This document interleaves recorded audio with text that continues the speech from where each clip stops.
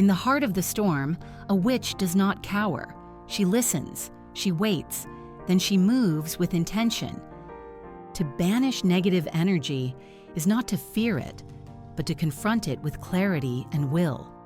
This is the spell, the act, the ritual of taking back your space. And it begins not with ingredients, but with presence.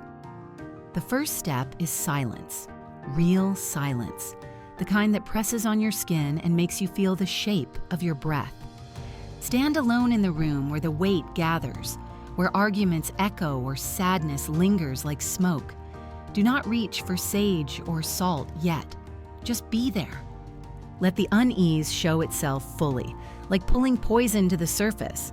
Speak aloud what you feel: anger, fatigue, doubt.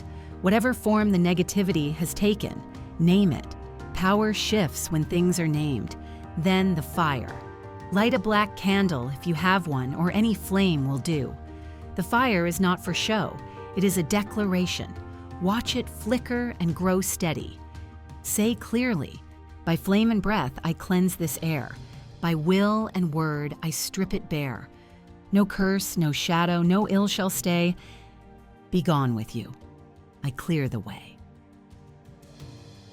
Circle the room slowly, hands stretched toward walls or objects that feel heavy. Visualize the flame's heat extending from your palm, burning through cords, webs, residues, whatever metaphor your mind offers. Trust that it's working. Trust your body to feel when it is done. Next comes water. This can be literal or energetic. If you have moon water, anoint door frames and windows. If not, imagine water pouring through the space, rinsing out the corners of the room and your chest. Whisper, with water's flow and night's cool grace, I wash despair from this dwelling place. Peace come in, old harm depart. This is my space. This is my heart.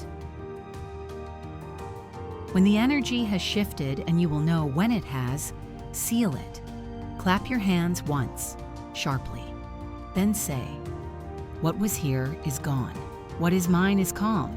As I speak it, so it stands. Blow out the candle, but not the intention. It lingers. Let it hold. This is not just a spell, but a statement. You do not need elaborate tools or ancient chants in lost languages. You need presence, voice, and the authority to reclaim your peace. That's real magic. That's your power.